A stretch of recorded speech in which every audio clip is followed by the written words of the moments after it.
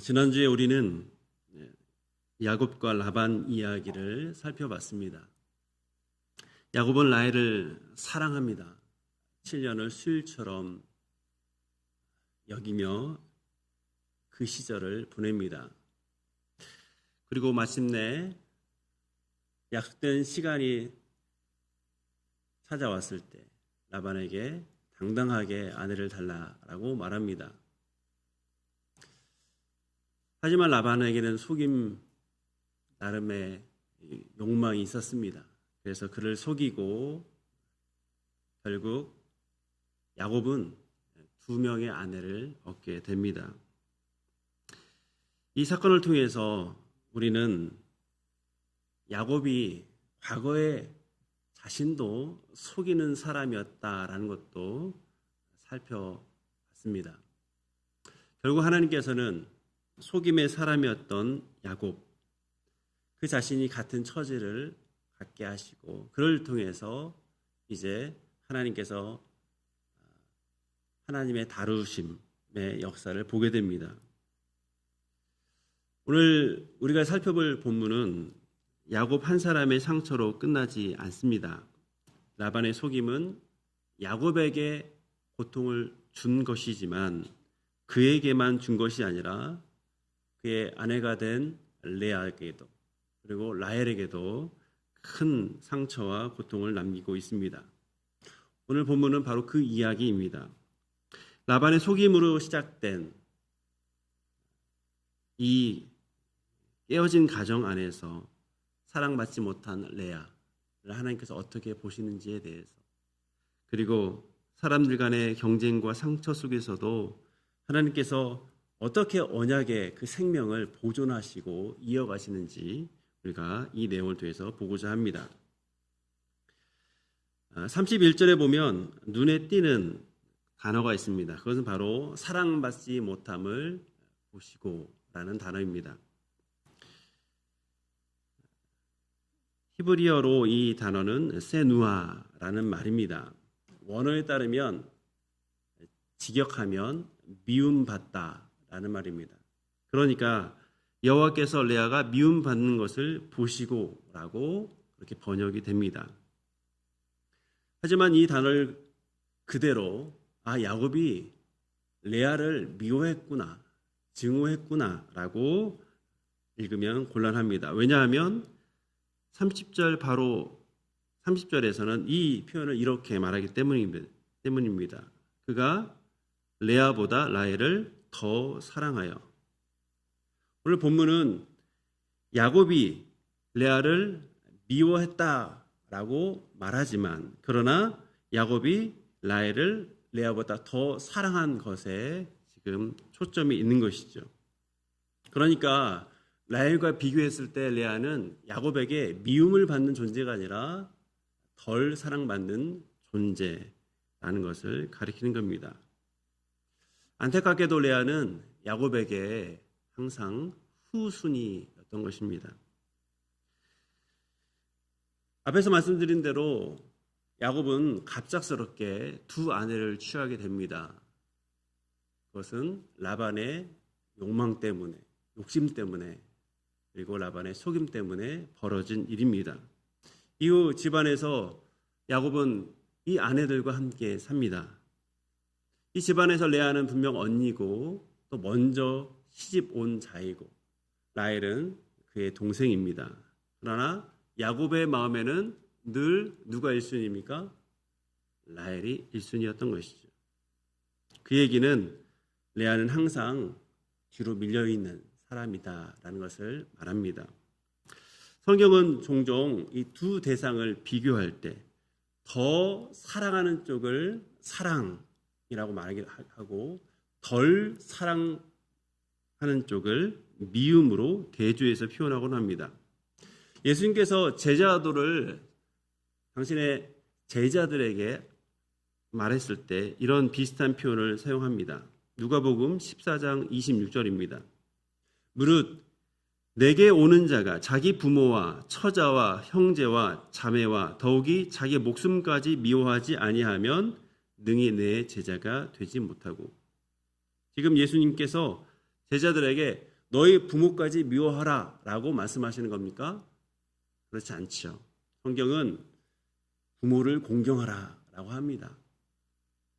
따라서 예수님의 말씀의 뜻은 제자들이 가족을 미워해야 한다라는 그런 뜻이 아니라 예수님보다 더 우선시하는 것을 마음에 둬서는 안 된다라는 의미인 것입니다. 제자가 되어서 예수님을 따른다라고 하면서도 실제 삶의 가장 높은 자리에 가족이 있거나 자기 명예가 있거나 자기의 안위와 행복, 명예 이런 것들, 특별히 자기 이익을 둔다면 결국 예수님은 그 자신의 목적을 이루기 위한 수단이 되기 때문입니다. 그래서 예수님께서는 제자들에게 부모, 처자식, 형제, 심지어 자기의 목숨까지 미워하라 라고 하는 매우 강한 표현으로서 예수님을 따르는 자들의 우선순위를 바르게 교훈하신 것이죠. 레아의 경우도 마찬가지입니다. 야곱이 레아를 완전히 버려두었다, 정말 미워했다, 보지도 않았다라고 할 수 없습니다. 잠시 후에 보겠지만 야곱이 이후 레아를 통해서 얼마나 많은 자녀를 낳는지 모릅니다. 하지만 30절, 31절에서 명확히 보여주는 것은 레아가 라헬에 비해서 항상 야곱의 사랑의 서열에서는 항상 뒤처졌다라는 것을 알려주고 있습니다. 야곱의 마음은 항상 라헬에게로 기울여져 있죠. 우리가 본 것처럼 야곱은 라헬을 보자마자 그리고 그를 위해서 7년을 라반을 위해서 그의 노동력을 쓰겠다라고 결심했습니다. 그리고 그 7년을 며칠같이 여길 정도로 그렇게 라헬을 사모하며 그 마음에 라헬을 마음을 품고 그 7년을 잘 보내왔던 것이죠.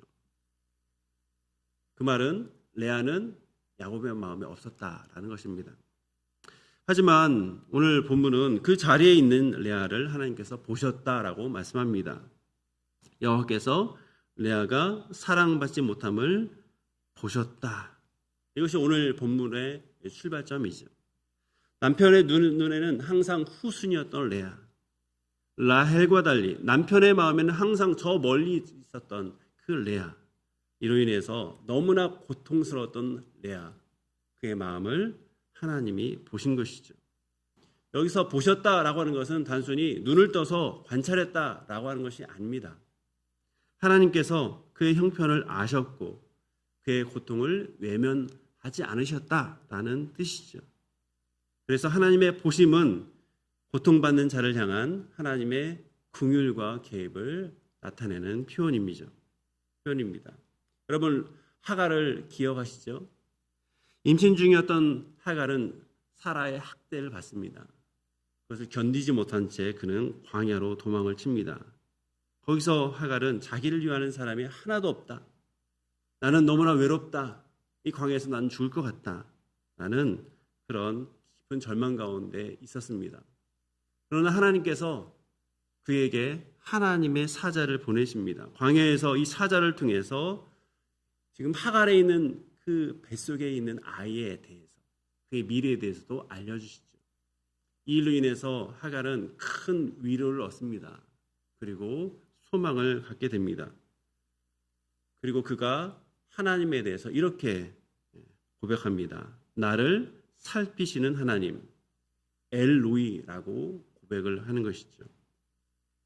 학대를 피하고 도망한 그 광야에서 갈증에 허덕이고 고통하며 마음 깊은 곳에서 절망이 가득했던 그 하갈에게 하나님은 하나님의 사자를 통해서 위로해 주시고 소망을 주십니다. 그래서 하갈은 자신을 주목해 주시는 이 하나님의 모습을, 하나님을 경험한 이후에 그가 그의 곁에 있던 셈의 이름을 부엘 라헤로이, 나를 살피시는 살아계신 분의 우물이라는 뜻으로 짓습니다.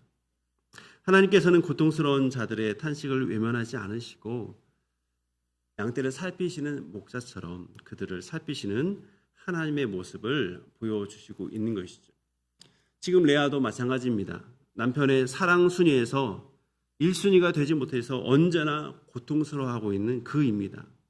그런 그를 엘로이의 하나님, 살피시는 하나님께서 보고 계시는 것이죠.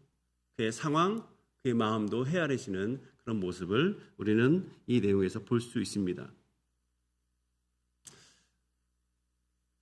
여호와의 보심의 결과가 무엇일까요? 바로 그의 태를 여신다라고 하는 겁니다.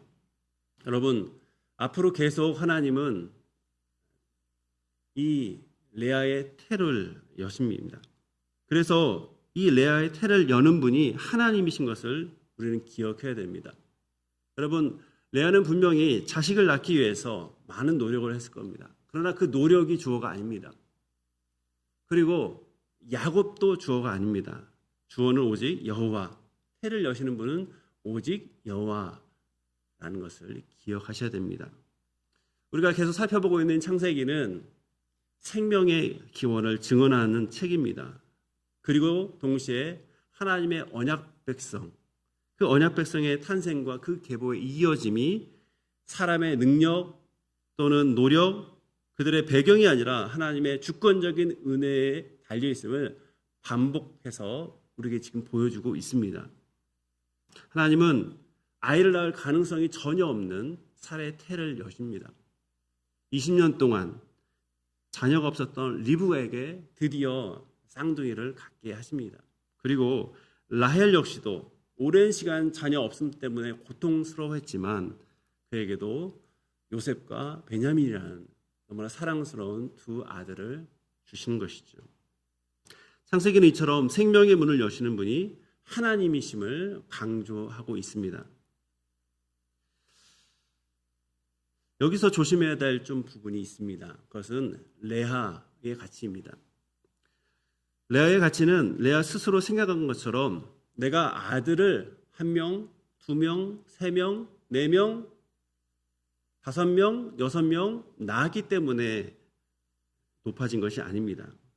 오히려 지금 아이 없는 상황에서 오히려 하나님께서 그를 보시고 계신다, 그를 살펴보신다라는 그 사실 자체가 하나님께서 그의 형상으로 만드신 그 레아를 귀하게 여기고 있음을 우리는 기억해야 합니다. 그리고 하나님께서 레아를 보셨다는 것은, 그를 귀하게 여기셨다는 것은 사람 간의 어떤 서열이나 능력이나 업적이나 이런 것들이 사람의 가치를 결정하지 못한다라는 것을 또 우리에게 교훈하고 있습니다. 우리는 이 땅을 살아가면서 세상의 시선을 항상 의식합니다. 그리고 그 세상의 시선은 늘 사람을 서열화하는 것을 보게 됩니다. 얼마나 더 많은 성과를 내고 얼마나 많이 인정받느냐에 따라서, 누가 더 매력적이고 누가 덜 매력적인가에 따라서 그 사람을 앞자리에 세우기도 하고 저 뒤로, 존재가 없는 그 뒤로 보내기도 합니다. 그런데 이 야곱의 가정이 바로 이 세상의 서열화의 축소판라고 할 수 있습니다. 지금 라헬은 언제나 1순위였고 지금 레아는 언제나 2순위였던 것이죠. 야곱의 결혼 이후 이 순위는 한 번도 바뀌지 않았습니다. 하지만 하나님은 그 서열을 떠나서 힘들어하고 있는 레아를 보고 계십니다. 야곱의 마음에는 항상 후순위였지만 그러나 하나님의 마음에서는 언제나 레아는 1순위였던 것을 우리는 보게 됩니다. 하나님께서 레아를 보시고 그의 태를 여신 다음에 레아는 아들을 낳기 시작합니다. 그것이 32절부터의 내용입니다. 이 출산한 레아가 그의 아들의 이름을 짓는 장면을 따라가 보면 레아의 상황을 상상하게 됩니다. 그가 짓는 이름을 보면서 그 레아의 그 말에서 우리는 레아의 마음이 얼마나 복잡하고 괴로웠는지, 고통스러운지를 상상할 수가 있습니다. 그의 출산 순서대로 한번 보도록 하겠습니다. 첫 번째 아들은 루벤입니다. 그 루벤을 낳고 레아는 32절에서 이렇게 말합니다. 여호와께서 나의 괴로움을 돌보셨으니 이제는 내 남편이 나를 사랑하리로다. 루벤, 배는 아들이란 뜻입니다. 르우는 보라라는 뜻이죠. 보라 아들이다 라는 그런 뜻이 바로 르우벤의 이름입니다. 레아는 자기의 고통을 하나님께서 보셔서 아들을 주셨다라고 고백을 하고 있죠. 그런데 그 다음 말도 중요합니다. 이제는 내 남편이 나를 사랑하리로다. 하나님께서 그를 보셔서 은혜의 산물로 자녀를 주십니다. 그런데 레아는 르우벤을 통해서 남편 마음을 얻는 것, 남편의 사랑을 듬뿍 얻는 것을 소망하고 있는 것이죠. 둘째 시몬을 낳고 이렇게 말합니다. 33절입니다. 여호와께서 내가 사랑받지 못함을 들으셨으므로 내게 이 아들도 주셨도다. 시몬의 뜻은 들으심입니다. 첫째를 낳은 이후에도 변하지 않은 남편의 모습을 보면서 레아는 눈물로 부르짖었던 것으로 보입니다. 이 기도를 하나님께서 들으셨기 때문에 그 응답으로 또 다른 아들 시몬을 주셨다라고 고백하면서 그의 이름을 들으심이라고 짓습니다. 34절에 보면 셋째 레이를 낳고 이렇게 말합니다.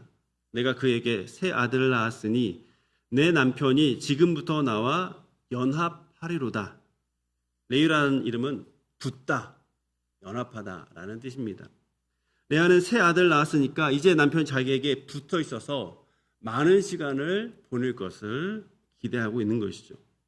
아마도 실제 야곱이 아들을 보려면 과거 라헬보다는 레아와 시간을 많이 보냈을 것입니다.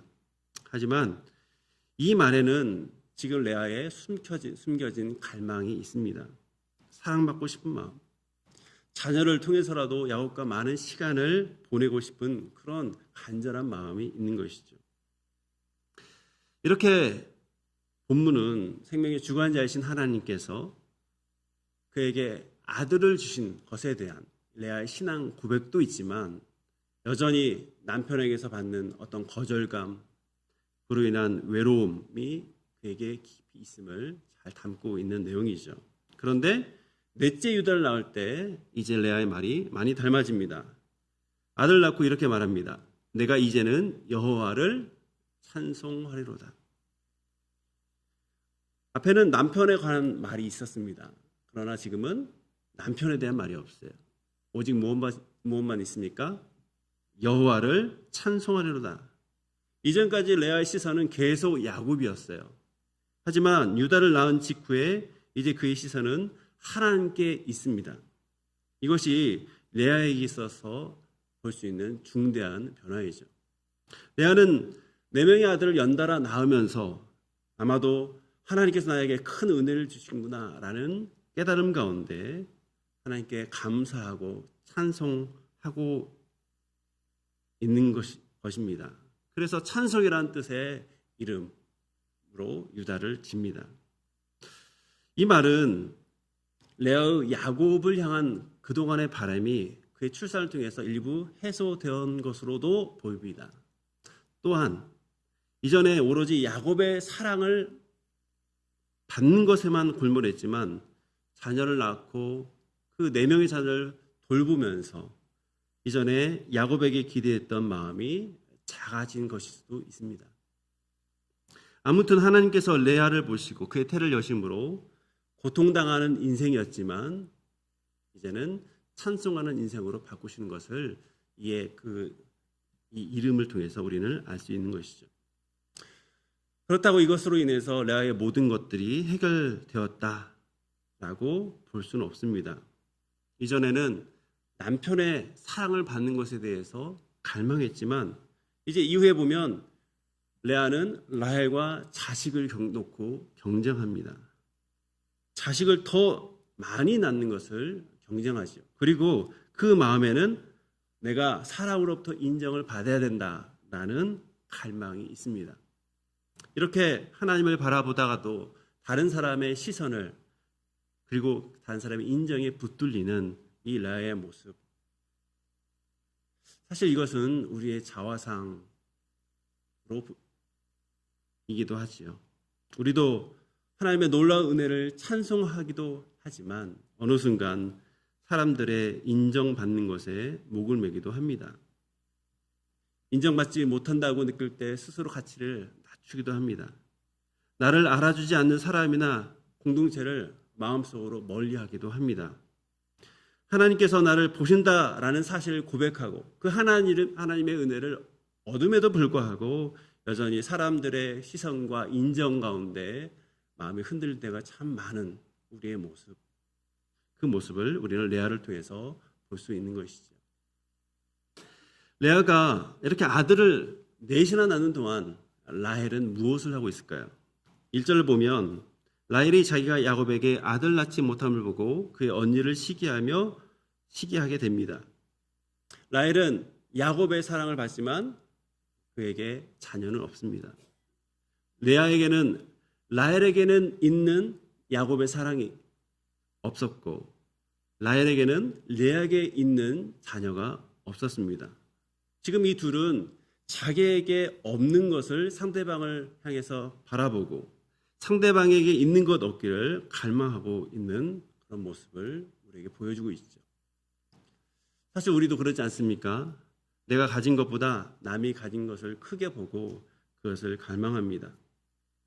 레아는 라헬이 받은 사랑을 보면서 그는 마음 아파하죠. 그리고 라헬은 레아가 낳은 그 예쁠 그 아이들을 보면서 너무나 고통스러워하고 있었을 것이죠. 문제는 이런 비교는 다른 사람의 고통을 보지 못하게 한다라고 하는 겁니다. 여러분, 레아에게 라헬은 불임으로 고통당하는 동생입니다.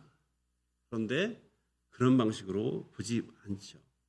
남편의 사랑을 독차지한 경쟁자로 바라봅니다. 라헬은 어떻습니까? 라헬은 레아를 남편의 사랑을 덜 받는 존재로 보지 않습니다. 지금 내가 할 수 없는 그 일, 자녀를 낳은 일을 너무나 대단하게 한 무려 아들을 4명이나 낳은 레아로 봅니다. 그는 자식을 기준으로 볼 때 경쟁자였던 것이죠. 라헬은 지금 정서적으로 불안한 상태입니다. 극도로 질투하고 시기심이 가득한 상태입니다. 그래서 야곱에게 말합니다. 내게 자식을 낳게 하라. 그렇지 않으면 나는 죽어버릴 거야. 라고 말합니다. 여러분, 왜 이런 얘기를 할까요? 당시 사회에서 여성의 불임은 수치스러운 일로 여겨졌기 때문이죠. 레아에게 주어진 많은 아들이 있습니다. 그 많은 아들이 라헬에게는 그 안에 있는 수치심을 더 부각시키는 것으로 작용한 것이죠. 이때 야곱이 대답을 하죠. 2절입니다. 우리 같이 읽겠습니다. 야곱이 라헬에게 성을 내어 이르되 그대를 임신하지 못하게 하시는 이는 하나님이시니 내가 하나님을 대신하겠느냐. 여러분, 야곱의 말은 절대로 틀린 말이 아니죠. 태를 닫고 여시는 분은 하나님이십니다. 생명의 주권은 하나님께 있지 야곱에게 있지 않습니다. 그래서 내가 하나님을 대신하겠느냐라는 말은 분명 맞는 말입니다.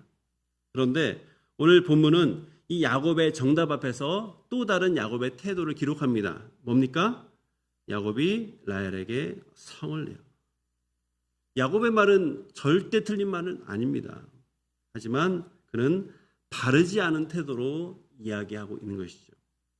너무나 우울하고 고통스러운 이 라헬의 그 마음을 다 이해하고 담아내기에는 적절치 않은 태도, 화를 내는 태도로 지금 진리를 얘기하고 있습니다.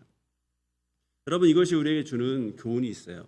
그것은 뭐냐면 우리에게 있는 분명한 진리는 명확하게 선포되어야 하지만 그러나 반드시 사랑 안에서 말해져야 한다라는 것이죠. 옳은 내용을 전한다고 해서 그 말이 언제나 사람을 살리는 말이 되지는 않습니다. 그 말이 어떤 마음으로, 어떤 태도로, 어떤 방식으로 전달되는지가 상당히 중요하죠. 때로는 정답을 말하기 전에 상대방의 마음을 얻어야 합니다. 상대에게 옳음을 설명하기 전에 상대의 말을 들어야 하죠. 상대를 판단하기 전에 그 사람을 이해하기 위해 많은 노력을 해야 하는 것이죠. 물론 고통당하는 사람에게 하나님의 선하신 뜻이 당신에게 있어요 라고 말하는 것, 그렇게 말할 수 있습니다. 그것은 진리이기 때문이에요. 신앙적으로 잘못된 길을 가는 사람에게 그 길은 옳지 않습니다 라고 분명하게 말해야 될 때도 있습니다. 이 말 내용 자체가 틀린 것은 아니죠. 하지만 이 말이 상대의 아픔을 헤아리지 못하고 사랑 없이, 공감 없이, 주님의 긍휼 없이 그저 자기 의와 그리고 상대방에 대한 분노로 전달된다면 그 진리는 사람을 살리는 메스가 아니라 그 사람의 마음을 깊이 찌르는 칼이 되기 때문입니다. 그러므로 우리는 명심해야 되는 거죠. 진리는 항상 사랑으로 전달되어야 하는 것이죠. 특별히 하나님의 주권을 더 믿는 사람일수록 고통당하는 사람 앞에 더 겸손해야 합니다. 하나님의 주권을 믿는 사람일수록 더 조심스럽게 말해야 되고 더 조심스럽게 행동해야 합니다. 하나님은 주권자이시지만 고통당하는 자의 그 눈물을 가볍게 여기지 않은 자비로운 분이시다는 것을 우리의 태도를 통해서 보여줘야 하는 것입니다. 이후 라헬은 자신이 아이를 낳지 못하자 자신의 종 빌하를 야곱에 주며 말합니다. 우리 3절 같이 읽겠습니다. 라헬이 이르되 내 여종 빌하에게 들어가라. 그가 아들을 낳아 내 무릎에 두리니 그러면 나도 그로 말미암아 자식을 얻겠노라 하고, 라헬의 내게 자식을 얻게 하라 라고 하는 이 앞서서의 말은 사실은 즉흥적인 말이 아니었던 것이죠. 자신의 여종 빌하를 통해서 자신이 자식을 얻고자 그 계획 가운데 한 말입니다. 왜 그는 여종 빌하를 통해서 자식을 얻고자 합니까? 이것은 고대 근동사회에서 존재하던 관습과 연결됐죠. 앞에서 말씀드린 대로 불임 중인 사례 역시도 몸종 하가를 통해서 아브라함에게 자식을 얻습니다. 지금 당시의 문화가 자신의 수치를 가리기 위해서 여종을 데려다가 그를 통해서 남편의 자식을 얻게 하는 것, 그것을 지금 오늘 본문에서 말을 하고 있습니다. 라헬이 준 이 빌하를 통해서 아들 단을 낳자 라헬이 6절에서 이렇게 말합니다. 하나님이 내 억울함을 푸시려고 내 호소를 들으사 내게 아들을 주셨다. 여러분, 지금 단이라는 이름을 그는 짓고 이 얘기를 합니다. 단은 판단하다, 재판하다라는 의미입니다. 그러니까 라헬은 지금 이 단이라는 아이의 출생을 하나님께서 나의 재판관이 되어주셔서 자기 편을 들어주시고 이 억울함을 풀어주신 승리의 사건으로 그렇게 해석을 하고 있습니다. 빌하가 둘째 아들 납달리를 낳습니다. 그리고 라헬은 이렇게 말합니다. 내가 언니와 크게 경쟁하여 이겼다. 납달리는 씨름하다, 겨루다라는 의미입니다. 여기서 라헬의 본심이 드러나는 거죠. 그는 아이의 출생을 하나님의 은혜의 선물로만 받아들인 것이 아니라 지금 언니와의 싸움에서 얻은 승리의 결과물로 보고 있는 것입니다. 라헬의 언니를 향한 시기, 질투의 마음이 있었던 것이죠.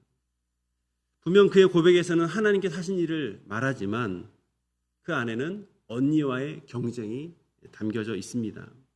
하나님께서 내 호소를 들으셨습니다 라고 말하면서도 내가 언니와 겨루어 이겼다 라고 말을 하고 있습니다. 하나님은 내 편이야. 언니와 내가 경쟁했는데 결국 이렇게 나에게 자식을 주셨어. 내가 이겼어 라고 말하고 있는 거죠. 라헬의 말에는 계속 자신의 우위가 있었는데 이 우위가 4명의 아들의 출생을 통해서 역전되자 이 우위를 아들 낳아서 다시 회복하려고 하는 그런 마음이 있었던 것이죠. 사실 우리도 이런 모습이 있습니다.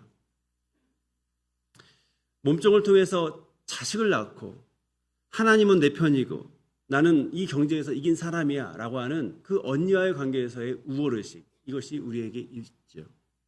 우리도 하나님께 감사한다 말하면서 대신 그 경쟁자보다 그래도 내가 우월해서 그래. 그 사람보다 내가 우월해서 하나님이 내 편에 주신 거야. 하나님이 나를 예뻐하셔서 그래. 이렇게 말하기도 하죠. 하나님께 영광이라고 말을 하지만 한편으로는 그런 나를 사람들이 알아주길 바라는 그런 마음이 있습니다. 여러분, 그런데 여기서 레아가 멈추지 않죠. 레아 역시 다르지 않게 행동합니다. 레아는 자기의 출산을 멈춘 것을 보고 이제 자신의 몸종 실바를 야곱에게 줍니다. 그리고 이 실바가 아들을 낳자 그 이름을 갓이라고 부릅니다. 복 또는 행운의 옴 이런 뜻입니다. 또 실바가 또 다른 알을 낳습니다. 그러자 레아는 이렇게 말을 하죠. 기쁘도다 13절입니다. 기쁘도다 모든 딸들이 나를 기쁜 자라 하리로다 하고 그의 이름을 아셀이라 하였도다. 아셀은 행복하다, 복되다 이런 뜻입니다. 여러분 한번 생각해 보십시오. 지금 레아는 앞에서 유다를 낳고 내가 하나님을 찬송하리로다, 하나님께 감사합니다 라고 신앙의 고백을 했습니다. 이때 그의 초점은 사람이 아닌 하나님께 있습니다. 그런데 오늘 본문을 보면 초점이 하나님이 아닌 사람입니다. 모든 딸들이 나를 기쁜 자라 하리로다.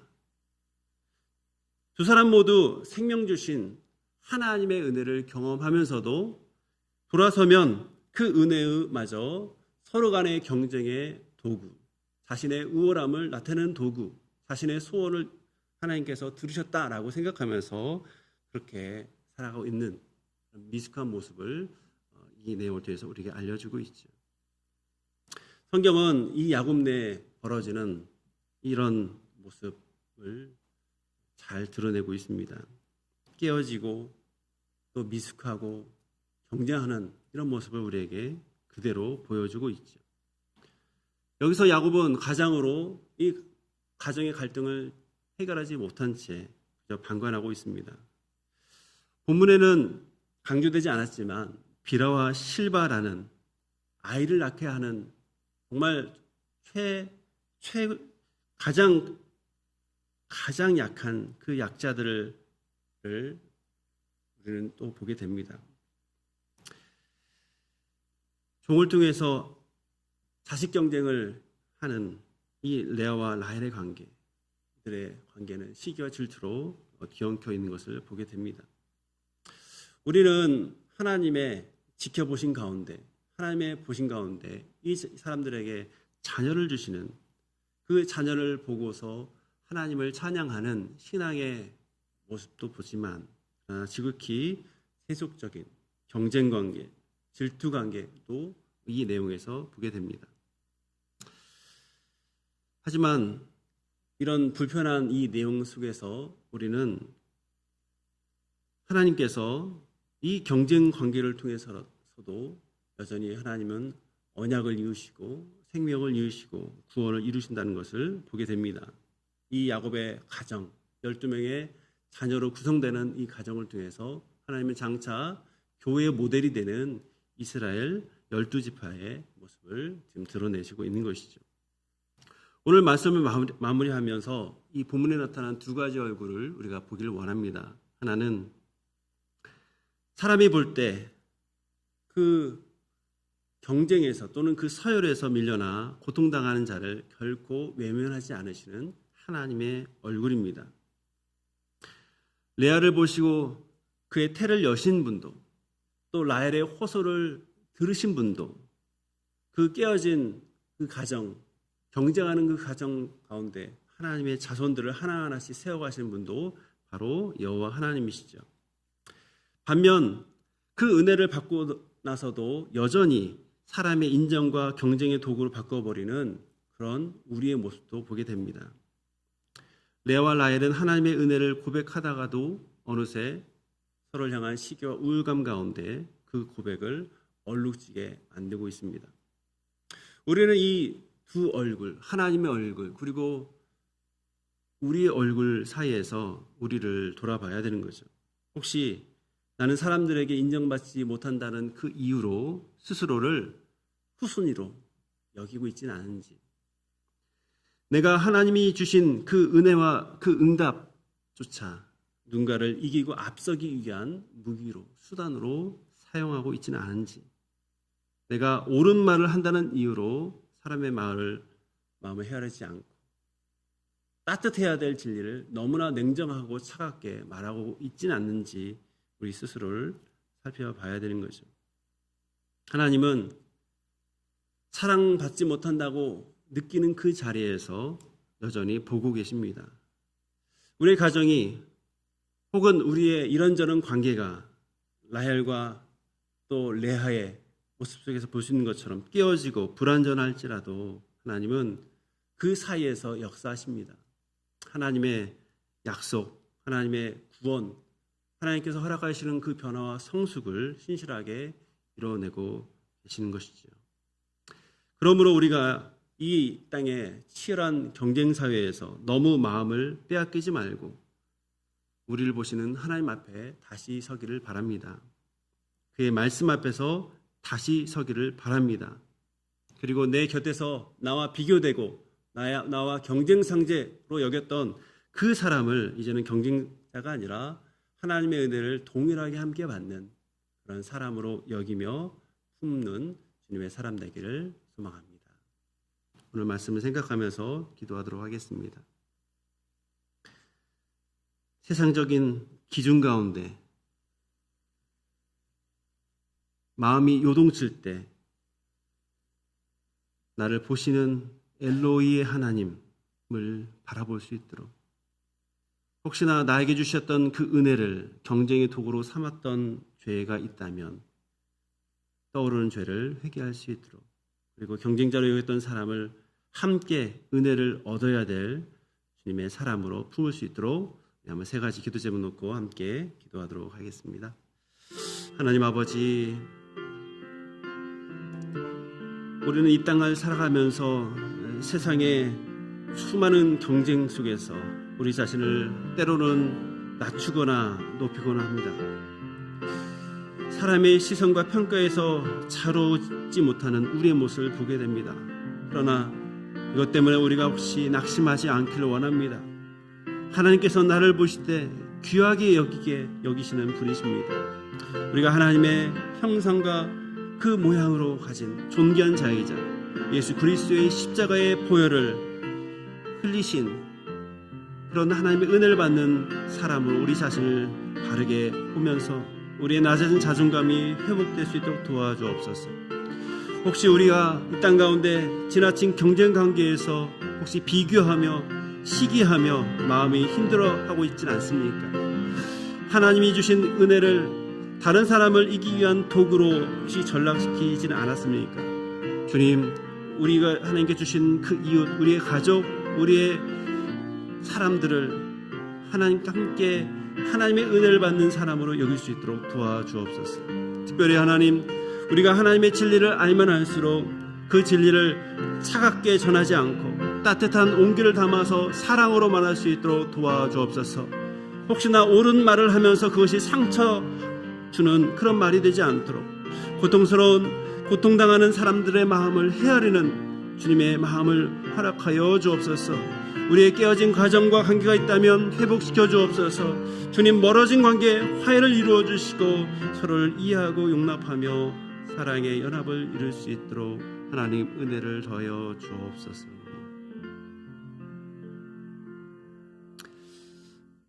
하나님 아버지, 하나님은 사랑과 긍휼이 풍성하신 분이십니다. 우리가 사람들의 시선과 평가의 마음을 뺏겨 낙심할 때, 그리고 다른 사람들과의 비교 가운데 시기하며 경쟁할 때 우리가 가졌던 그 죄 주께서 다 용서하여 주옵소서. 사랑받지 못해서 그토록 고통하던 레아를 보셨던 그 하나님, 엘로이의 하나님을 우리가 기억하며 우리의 형편과 마음 깊은 곳의 아픔을 살피시는 하나님을 바라보는 주님의 사람 되게 하여 주옵소서. 사람들이 매긴 그 서열로 우리의 가치를 절대로 판단하지 않게 하여 주시고, 우리를 십자가의 사랑 가운데 얼마나 귀하게 여겼는지 그 주님의 시선으로 우리 자신을, 또 우리 주변의 사람들을 바라볼 수 있도록 도와주옵소서. 혹시 하나님께 주신 은혜마저 자신을 드러내고자 하는 다른 사람과의 경쟁에서 이기고자 하는 도구로 삼았던 죄가 있다면 주님, 이 죄 용서하여 주옵소서. 비록 진리를 말하지만 그 진리가 차가운 진리가 아닌 온정이 담긴 진리를 드러낼 수 있는 주님의 사람 되게 하여 주옵소서. 주님, 우리 안에 신앙 생활을 같이 하고 또 한 공동체 생활을 하는 많은 귀한 분들이 있습니다. 이들을 주님의 은혜를 함께 받을 자로 여기면서 함께 손잡고 화해와 사랑의 연합을 이루는 주님의 사람 되어서 끝까지 우리를 향했던 그 하나님의 신실하심을 우리 교회가 드러낼 수 있도록 우리를 사용하여 주옵소서. 우리를 끝까지 보시고 우리 기도를 들으시고 우리를 붙드시는 예수 그리스도의 이름으로 기도합니다.